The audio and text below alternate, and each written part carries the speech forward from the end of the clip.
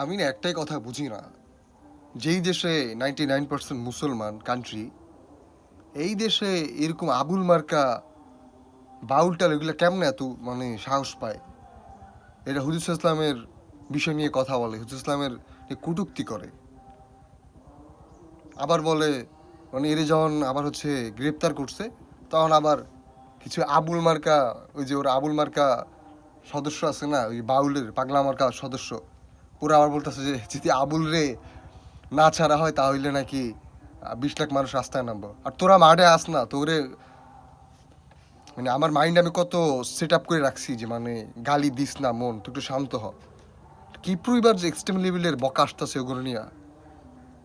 ওই আবুল্লারে তো পুলিশ গ্রেপ্তার করছে, ওরা যদি আমরা পাইতাম না, ওরা আমি ইনস্ট্যান্ট ফাইরা নিতাম। সাহস কত বড়! আবার ওরা এটা নিয়ে আন্দোলন করে। ভাই এগুলা আসলে কিচ্ছু নেই, ওইগুলো হইলো কি, ওই যে ফেসিবাদের ধূসরেরা, এরা আর আমরা তো ইনস্ট্যান্ট ডাইরেক্ট মাঠে আসতে পারে না। এরা হইলো এক একটা দলের ভিতরে ঢুকে, অনেক সময় হইলো রিক্সাওয়ালা, ভ্যানওয়ালা, বিভিন্ন শ্রমিক, এরা বিভিন্ন দলের ভিতরে ইন্টারফেয়ার করে এরা মাঠে আসতে চায়। এগোরে আমার কি করা উচিত? আমি প্রশাসনের নিকট এই আবেদন জানাইতেছি যে যেগুলো এগুলো নিয়ে মিছিল করবো বা সামনে আসবো, এটি ইচ্ছা মতন গাড়ানো উচিত।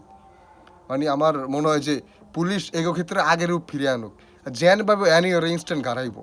কারণ ওগো কেমনে ওরা মুসলমানের দেশে হয়ে, যে 99% মুসলমান, এই দেশে থাইকা ওরা নবীর নিয়ে গালি দিয়ে আবার ওরে ধরলে ওরা অবাদ করে। কীভাবে ভাই, এটা সম্ভব কীভাবে?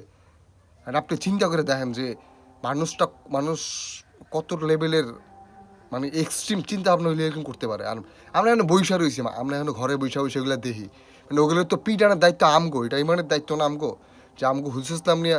আরে কোরআন বা হাদিসে কি বলছে যে যখন কোনো কেউ হুজুর ইসলাম বা আল্লাহ রসুল আদার্স ইসলামের কোনো বিষয় নিয়ে কটূক্তি করবে বা কোরআন নিয়ে কটূক্তি করবে, ওর তো ডাইরেক্ট হত্যা করা। এখানে ওর হত্যা করার নিয়ম, এটা ফরজ। কিন্তু ওরে তেমন কিছু করে ওরা গ্রেপ্তার করছে এই নিয়ে অগফ।